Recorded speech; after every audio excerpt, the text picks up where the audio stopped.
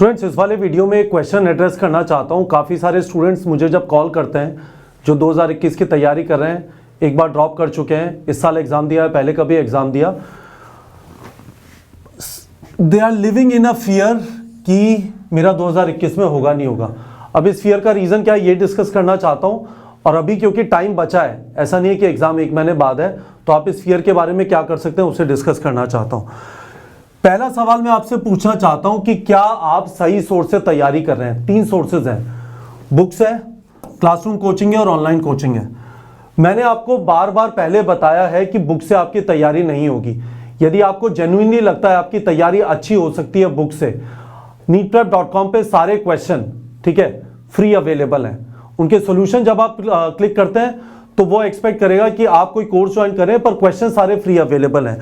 आप यदि बुक से तैयारी कर रहे हैं, एक बार वहां पे जाके क्वेश्चन सॉल्व कर लीजिए, आपको असलियत पता चल जाएगी। क्योंकि यदि आप इस रियलिटी को एक्नॉलेज नहीं करेंगे कि बुक से तैयारी नहीं हो सकती, आप साल भर साल एग्जाम देते रहेंगे। और मैं बहुत लोगों से मिला हूं जो 5 बार 6 बार तैयारी कर रहे हैं और वही ढाक के 3 बार बस एक ही चीज पे लगे रहते हैं। क्लासरूम कोचिंग अभी अवेलेबल नहीं है, ठीक है, और आप इसका वेट करेंगे तो हो सकता है नीट के एग्जाम तक वेट करना पड़े, तब तक ना खुले और चीजें वहां पे आसान नहीं होंगी क्योंकि सोशल डिस्टेंसिंग मेंटेन करना पड़ेगा। तो अभी ऑप्शन यही है, ऑनलाइन कोचिंग।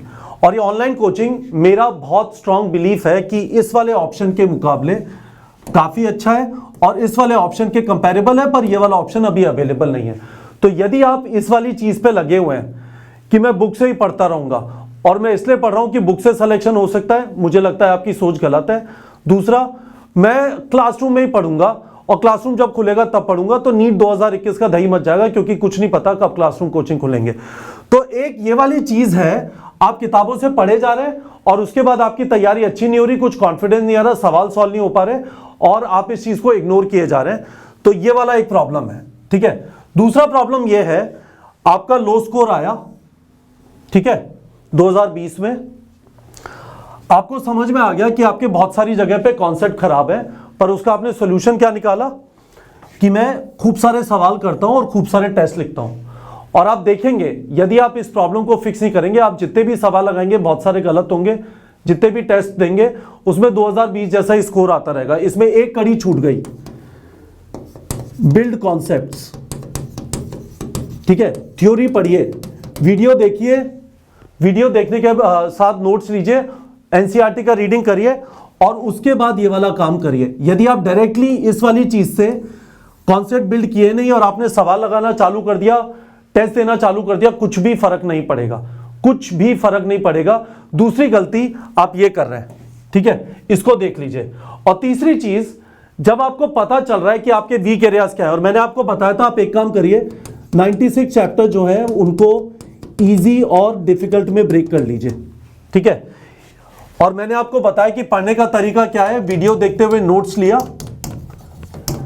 उसके बाद एनसीईआरटी का रीडिंग किया, ठीक है,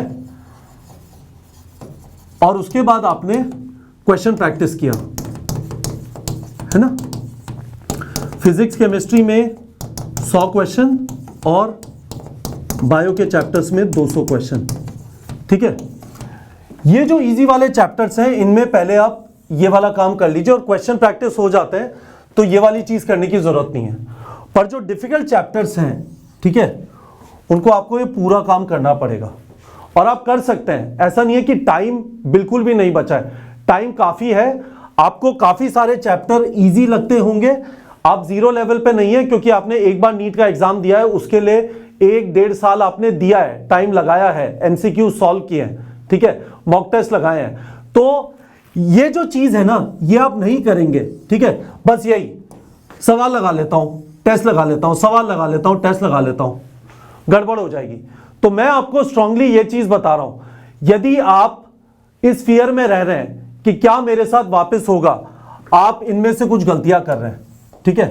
इनको जरा चेक कर लीजिए। और इसमें एक बहुत बड़ी गलती ये वाली है कि बस सवाल लगा लूंगा, टेस्ट कर लूंगा। और दूसरी गलती है, आप जानते हैं कि किताबों से आपकी सिर्फ पढ़ के किताबों से तैयारी नहीं होगी और आप किताबों में लगे हुए हैं। इन 2 गलतियों को फिक्स कर लीजिए और उसके बाद आपको कॉन्फिडेंस बिल्डअप होना चालू होगा, क्योंकि आपको खुद को ही दिखाई देगा कि हाँ मेरी तैयारी अच्छी हो रही है जब मैं अपने कॉन्सेप्ट बिल्ड कर रहा हूं, ठीक है, और उसके बाद क्वेश्चन प्रैक्टिस कर रहा हूं तो मेरे क्वेश्चन अच्छे हो रहे हैं, मेरा टेस्ट में भी स्कोर में इंप्रूवमेंट हो रहा है। ठीक है, तो ये चीज करेंगे तो ये फियर जो है ये ना थोड़ा कम हो जाएगा, क्योंकि ये जो फियर है ये आपको प्रॉपर्ली पढ़ने नहीं देगा, रात को सोने नहीं देगा, कोई शेड्यूल नहीं बनेगा, कुछ रूटीन नहीं मिलेगा और सारे टाइम एंग्जाइटी में रहेंगे। और एंग्जाइटी एक अच्छी चीज नहीं है। यदि आपको एक ऐसे एग्जाम की तैयारी करनी है जो आपसे एक्सपेक्ट करता है कि आपके कॉन्सेप्ट बहुत अच्छे हो, आपके दिमाग में कॉन्सेप्ट बैठेंगे नहीं यदि आप एंग्जाइटी, प्रेशर, फियर में। ठीक है, तो होपफुली बच्चों आप लोग को इस वीडियो से समझ में आ गया होगा मैं क्या कहने की कोशिश कर रहा हूं। आपको इस फियर से बाहर निकलना है। यदि आप इस फियर में हैं तो आपका 2021 में सिलेक्शन नहीं होगा, क्योंकि फियर से ऐसे एग्जाम की तैयारी नहीं हो सकती।